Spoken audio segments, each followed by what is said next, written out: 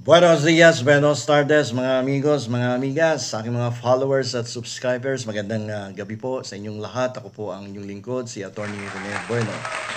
At ngayon po ay pagpatuloy natin ang ating pinag-uusapan kahapon tungkol sa kontrobersiya na may kaugnayan, no, sa komentaryong binitawan nitong YouTube vlogger na si Christian Esguera sa kanyang channel na Facts First tungkol sa Pangulong Ferdinand Marcos Jr.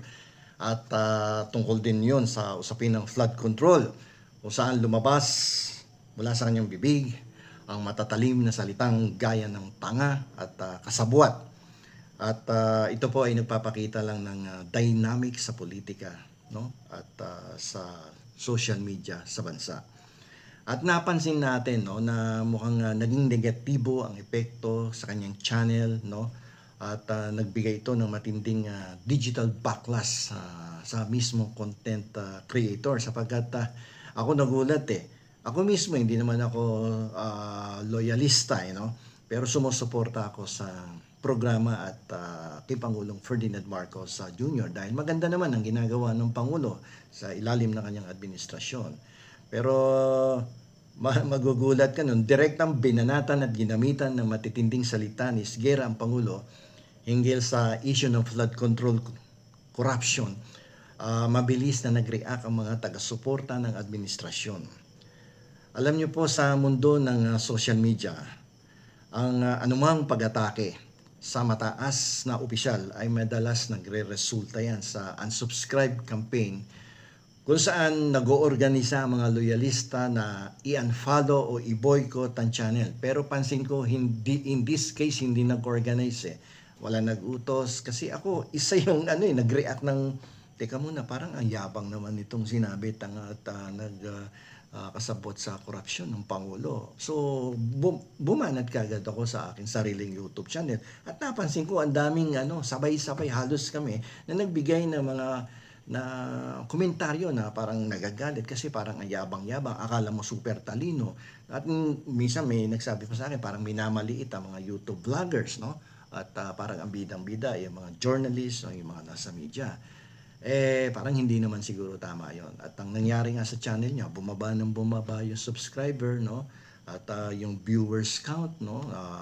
Bumaba, no? Maraming nag-unfollow, maraming nag-unsubscribe, no? Sa kanyang channel because of the reaction of the netizens, no? For saying tanga ang Pangulo at kasabwat sa korupsyon. At alam niyo po yung reaction ito ay patunay na buong buo, no? At reflection yan. Reflection yan ng lakas ng base, yung political base ng Pangulo.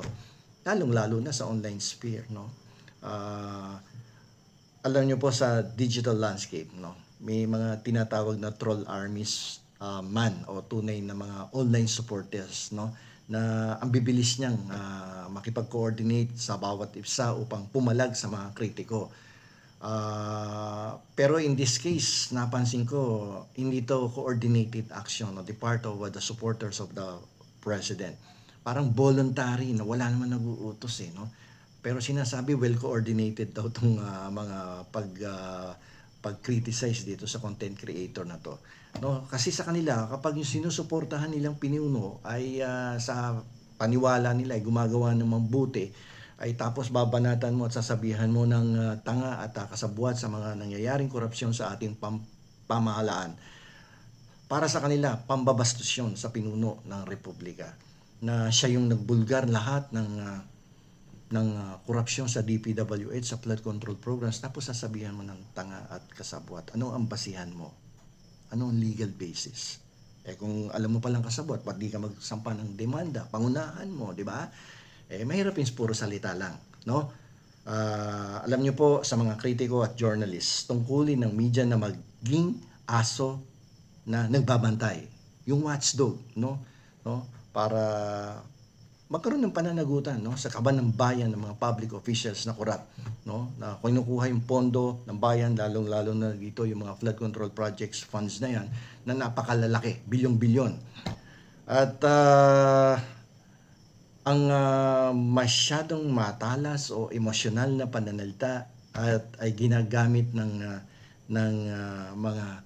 mga kampo o ng mga kritiko ng Pangulo, no, para hindi mo alam kung bakit hindi sila kumukonforme kahit maganda na yung pinakikitang ginagawa ng Pangulo ng Republika ng Pilipinas. Para sa kanila, lahat ng aksyon, lahat ng binibitawang salita ng leader ay mali. Para sa kanila, kagaya nga ng binanggit niya, parang para sa kanila, katangahan ang ginagawa. Kung katangahan at kasabuhat sa korupsyon, oh, ang ginagawa ng Pangulo, sana pangunahan niyo yung pagsasampa ng reklamo against the leader.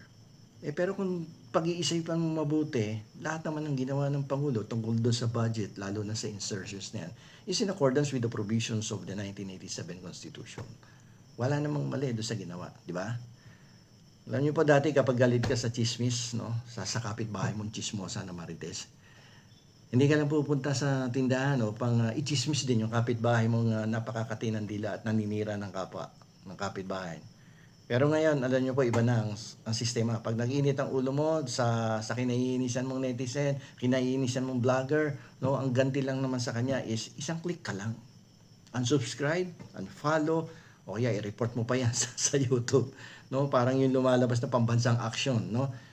Para magkasundo ang mga naiinis sa isang content creator na walang basihan ang sinasabi sa kanilang mga sinusuportahan na leader. Diba? Okay.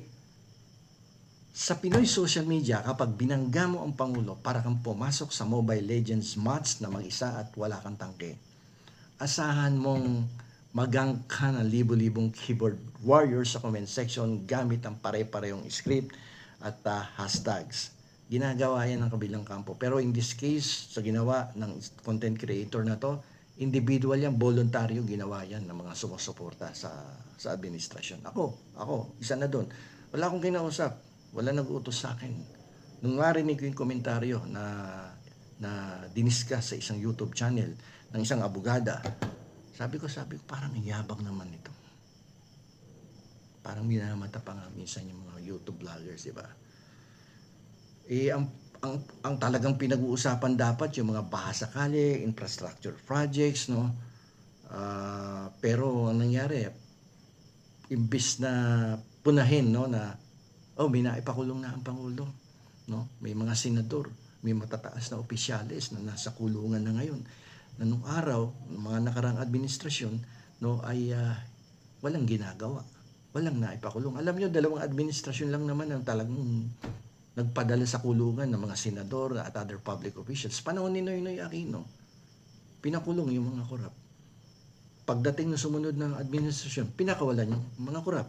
Dumating si PBBM, binalik sa kulungan yung mga korap. Di ba?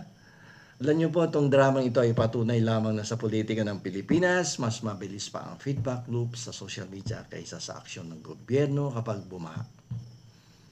Kung ang flood control projects ay kasing bilis lang mag-operate ng mga keyboard warriors kapag may bumabatiko sa Pangulo, malamang tuyo na ang buong Luzon kahit tag-ulan.